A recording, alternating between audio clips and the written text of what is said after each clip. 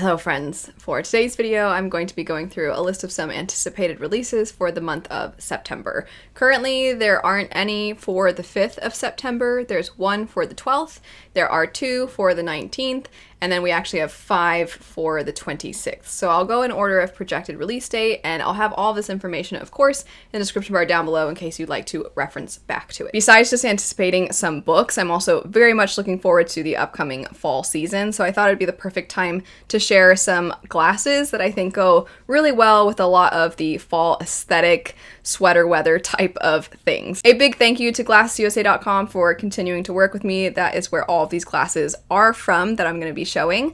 And if you are interested, they have a deal that is available for the next 24 hours, so I'll have that linked in the description bar. There's this pair, of course, I wear these all the time because I legitimately think they go with everything. They're clear, I like the size, I like the shape, but for those of you that like something a little bit more for your glasses, especially for the fall season, I have two pairs that I think are fantastic, and then some sunglasses because it's still sunny, and because the weather's so nice, it's just the perfect time to go outside, so I'll show all of those. We have this pair here. This pair, the tint is darker because it's actually a transitions lens, so if you do like the way that you can go outside from inside and you don't have to worry about swapping into sunglasses, then you can get these. Those are available, as well as blue light blocking lenses, but you can see the tint already because of the lights in here.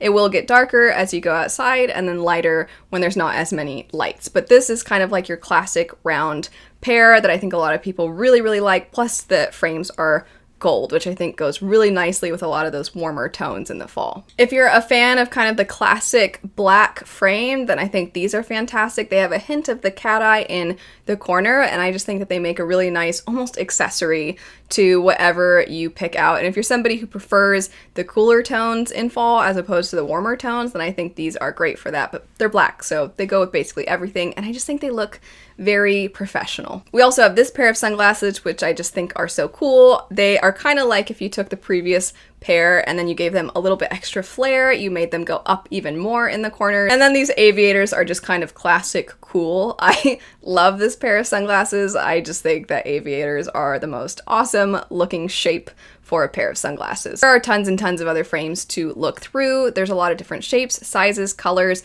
and if you've ever been kind of nervous to do glasses online, they do have a try-on feature so you can move around. You just need your webcam and it will track your movements and show you what any particular pair of glasses would look like on you. They're also much more affordable as they take the middleman out of the equation and they're delivered directly to you, which I think is great because then you don't have to leave the comfort of your home. But like I said, there is a deal for the next 24 hours for anybody that is interested. You can check out these frames, other frames, whatever you'd like, so I'll have that linked in the description bar. A big thank you again to glassesusa.com for working with me. Now on to some of the books that I'm anticipating for the beginning of fall. Kicking it off with Talons Sister. This is by Jen Williams. Many of you likely know that name from the Winnowing Flame trilogy, which I have gushed about for years at this point. I am a little disappointed because currently it would seem a similar thing that happened with Winnowing Flame is happening with Talons Sister, which is that I believe the book is going to be published in the UK, but not through a US publisher, which means accessibility is not going to be as good. And on top of that, currently I haven't seen anything for an audiobook. I know with Winnowing Flame, I didn't see anything for an audiobook for a long time, and that was because it was only available if you were in the UK. So I really am disappointed. I feel like this author has really put out quite a bit of works, and Winnowing Flame is a great series. I'm frustrated that Talons Sister is getting this same treatment, but I still wanted to bring it up because I am still excited that this is coming out, and I know a lot of you are likely interested, and maybe you live in the UK, so accessibility won't be a big issue for you. But the synopsis for this one says, uncover a magical past that refuses to be forgotten in a world of mythical creatures and ruthless religion in this brand new duology from the multi-award-winning author of Ninth Reign. Perfect for fans of John Gwynne and Andrea Stewart. Levin has no memory of her life before she was a soldier. The process of turning her into a herald, a magic-killing machine, was traumatic enough that it wiped her mind clean. Now, with the war won and the Imperium satisfied, she finds herself unemployed and facing a bleak future. Her fellow heralds are disappearing, and her own mind seems to be coming apart at the seams. Strange visions, memories she shouldn't have, are resurfacing, and none of them make any sense. They show her Brittletane, the ancient and mysterious island that the Imperium was never able to tame. Levin resolves to go to this place of magic and warring queens with the hope of finding who she really is. Envoy Cato has done a number of important little jobs for the Imperium, most of them nasty, all of them in the shadows. His newest assignment is to escort the bone crafter Ginid Tyle as she travels across the Imperium. As the woman responsible for creating the heralds, his employers owe her a great deal. But Tyle's ambitions alarm even Cato, and her conviction that she has found a new source of Titan bones buried deep in the earth could lead to another even bloodier war. Innes was raised by the Griffins and has never seen another human face. She lives wild, as they do, eating her meat raw and flying with her Talons Sister to Rook. Griffins fiercely protect their isolation. The piles of skulls that litter the mountains of Brittletane are a testament to that, but the magic they guard will always make them a target for the greed of men. By choosing not to kill Innes when she was just a baby, the Griffins may have doomed themselves because the girl's past is coming for her and it carries a lethal blade. So that was definitely a really long synopsis, but I did want to get through all of it because a lot of those pieces, the individual different perspectives, have their own interesting components that I thought might draw some of you in. So I wanted to get through the whole synopsis. It definitely sounds really good. There's a couple things in there that remind me a little of Winnowing Flame, so I think we're going to get sprinkles still of what made that world so unique and interesting and very much Jen Williams, so I'm glad we're going to see some of that. But then some of those other things, I can see why there's comparisons to John Gwynne and Andrea Stewart. Very excited. I hope it becomes available through US publishers much faster than the other series did. After that, we have the books that are projected to be released on the 19th. The first one is Starter Villain. This one sounds so fun. It says in the synopsis, inheriting your mysterious uncle's supervillain business is more complicated than you might imagine. Sure, there are a few things you'd expect: the undersea volcano layers, the minions, the plots to take over the world, the international networks of rivals who want you dead. Much harder to get used to are the sentient, language-using, computer-savvy cats, and the fact that in the overall organization, they're management. So that sounds really fun. And the cover is already, that cover is great. So I'm excited for this one. It just seems like it's going to be such a quirky, weird, eccentric story, and I'm excited about it. After that, we have A Study in Drowning. I think this one's going to be in some book boxes just based off of some of the things I have seen, some posts that certain book boxes have put online. But this one says, Effie Sayre has always believed in fairy tales. She's had no choice. Since childhood, she's been haunted by visions of the Fairy King. She's found solace only in the pages of Angharad, author Emery's Myrddin's beloved epic about a mortal girl who falls in love with the Fairy King and then destroys him. Effie's tattered, dog-eared copy is all that's keeping her afloat through her stifling first term at a prestigious architecture college. So when Myrddin's family announces a contest to design the late author's house, Effie feels certain this is her destiny. But the manor is an impossible task, a musty, decrepit estate on the brink of crumbling into a hungry sea. And when Effie arrives, she finds she isn't the only one who's made a temporary home there.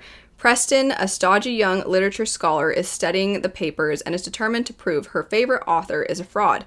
As the two rival students investigate the reclusive author's legacy, piecing together clues through his letters, books, and diaries, they discover that the house's foundation isn't the only thing that can't be trusted. There are dark forces, both mortal and magical, conspiring against them, and the truth may bring them both to ruin. I tried to avoid looking at early reviews of things, but I did see a couple of people when some of the book boxes were, I think, posting about it. People were very excited, like, oh my gosh, I got an early copy of this. I loved it. I can't wait. So it seems like it's being well received. So that's exciting. Moving on now to the 26th, a couple that I won't be giving too much elaboration on, but I did want to mention. We have The Art of Destiny. This is a sequel to The Art of Prophecy. I really quite enjoyed that book, and I've been waiting for the sequel now ever since I picked up the first one. I do think the first one went under the radar, And I personally think if you like action adventure fantasy, and if you like stories that kind of take very classic fantasy tropes but sort of flip them on their head and go against your expectations, this one will probably really work for you. On top of that, I found that the story had a lot of humor.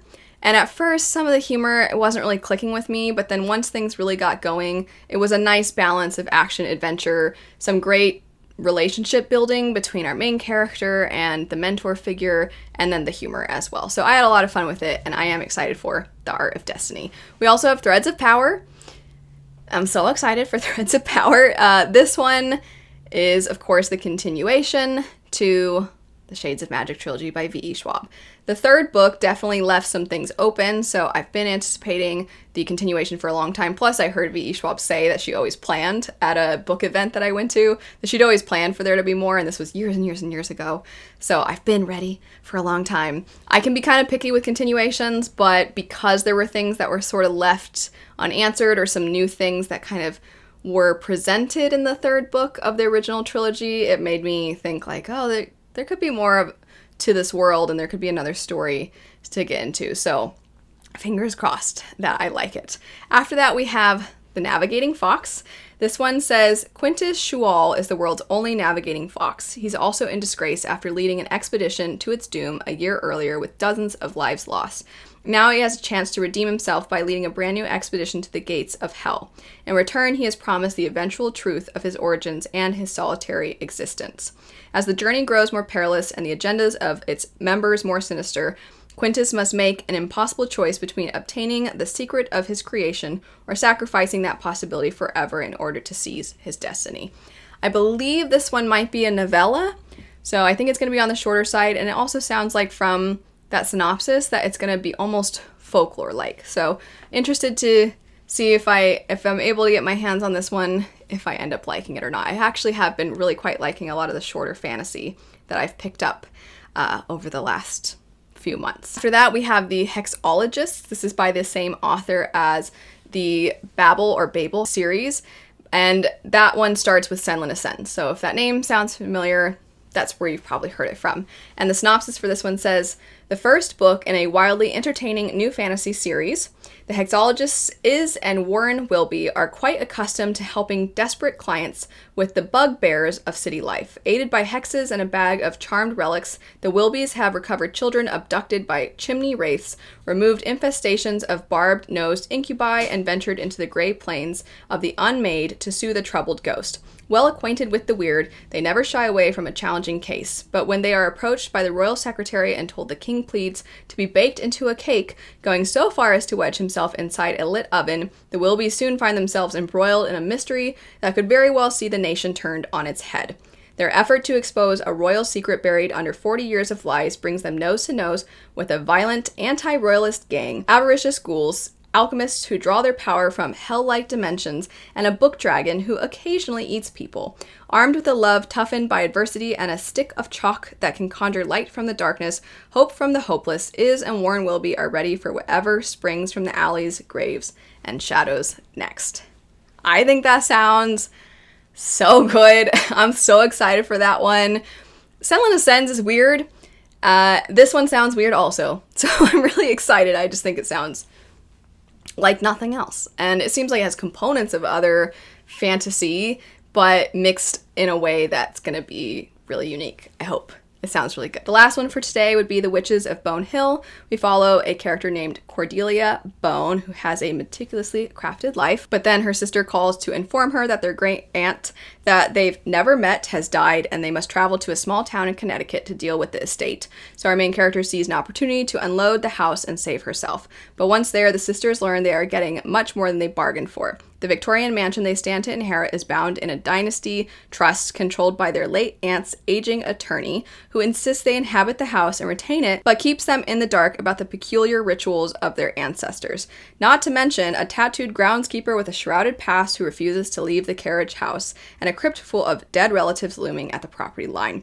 As both women grapple with their current predicament, they come face to face with a haunting family secret. the truth of what happened to their mother, and the enemy that's been stalking them from the shadows for generations. In a twisting torrent of terror and blood, the sisters must uncover the power within them to heal their fractured relationships, reverse their mysteriously declining health, and claim the lineage they wanted to escape but now must embrace if they are to survive at Bone Hill.